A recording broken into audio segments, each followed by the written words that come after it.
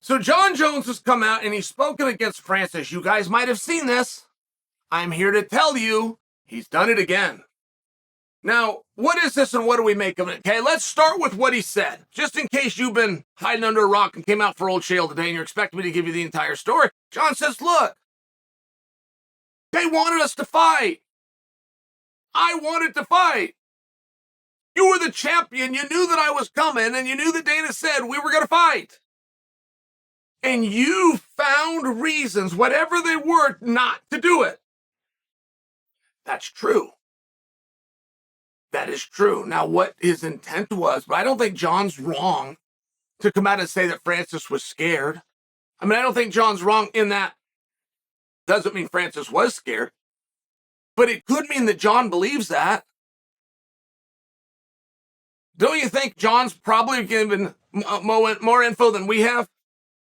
Jon's probably been given a frustrating call. Hey, man, I just talked to Francis. Doesn't look like this happened. He's saying X, Y, and Z. I think that's probably likely.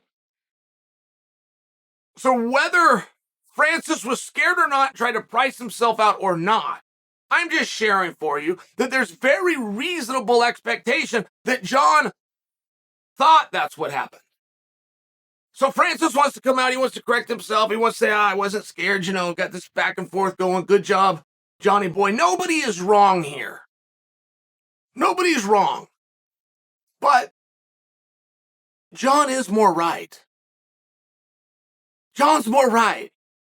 The right guy will always come forward. I cannot guarantee you that on number 2.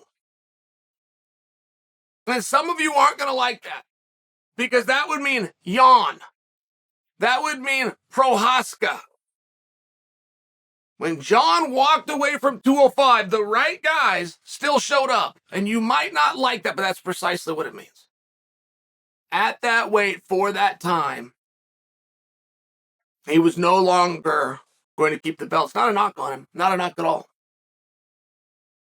Things in Jon's life did not change, just so you understand. Jon's talking about a contract and these new things, and that's his business if he ever chooses to tell you that story. The deal that they signed 3 years ago when they tried to unsign, so it's just a different world. Here's what I want to share with you. It wasn't about the money no matter how much Jon tells you it was.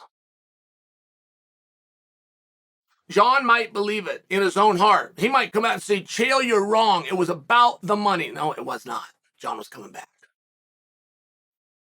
The right guy, 100% of the time, will step forward.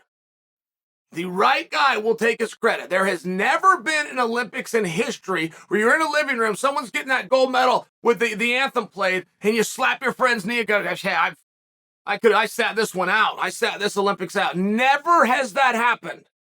The most drunken, arrogant, and unassuming, no matter how separated from reality they have never done that.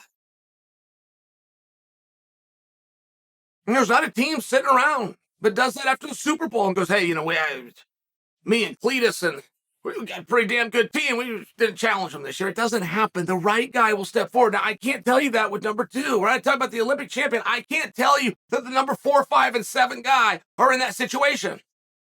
I can't even tell you about number 2. Many, many times, number 2 will not step forward. That is a terrible number to him. That is embarrassing. That is whatever. For whatever reason, he feels that it's detrimental. But the number 1 guy will always come forward, and that's what Jon did. And that's where I tell you, even if Jon wants to come out and say, Chael, you're wrong, this was about the money, and I had to get this hashed out. I'm here to tell you that even absent the money, he would have been here, particularly Jon. It's a wrestler's mindset in front of everything else. Jon Jones won a national championship in college and planned to come back the next year and pursue another national championship in college. Aspirations of maybe someday world and Olympic teams and going through the process. Those don't have fame and those don't have money. They get to sell tickets, they get to sell TV rights, they get to do everything that the UFC gets to do. Whether they do it as well or not, they get to do it. It's the same opportunity. Jon didn't demand anything from them. He was also the best. He was also the champion. He was going to show up. He was going to get recognized no matter what. And I do really support any idea of Jon Jones coming out and going heel. I support it in any capacity. I don't know why you shake on it,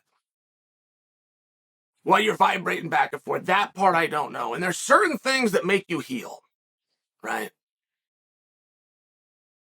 P-U-S-S-Y or P-U-S-S-I-E or P-U-S-S-I-E apostrophe S. If you say those words publicly, you're a heel. If you call somebody a and you say that word or any derivative thereof, you're a heel. There's certain things you can't do and be face. You could lay your jacket down in a mud puddle to let the lady cross. But as you do it and the world is thinking how beautiful that was, if you turn up and you say P-U-S-S-Y to the guy behind him that didn't lay the jacket down, you're now a heel. Right? But there's certain things that would put you into that category. And they put you in it by default because they take you out of face. And that's the part where it's always confusing with Jon. That's the part where it's always tough.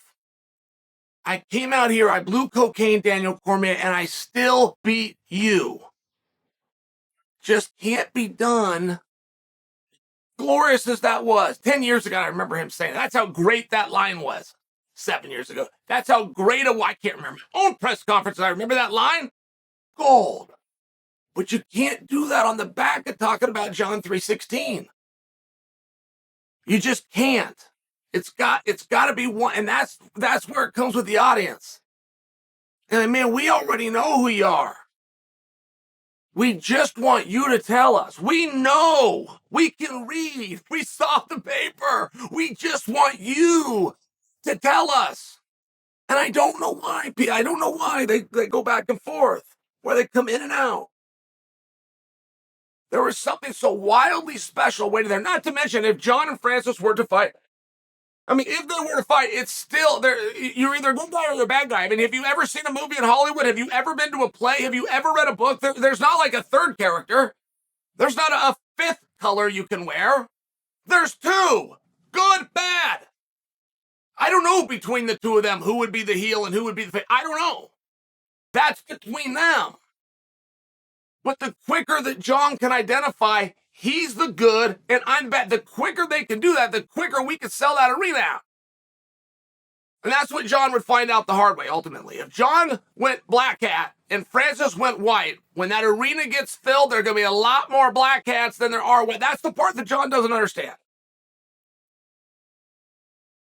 And that's for him to solve. That's for him to figure out. But make no mistake, even if Jon tells you differently, make no mistake, the right guy was coming, and he was going to get recognized. He was going to have his moment, and he was going to get that belt, and he was going to fix all the history books moving forward.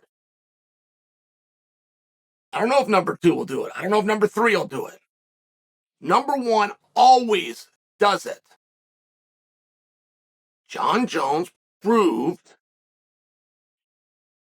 to be the best in the world.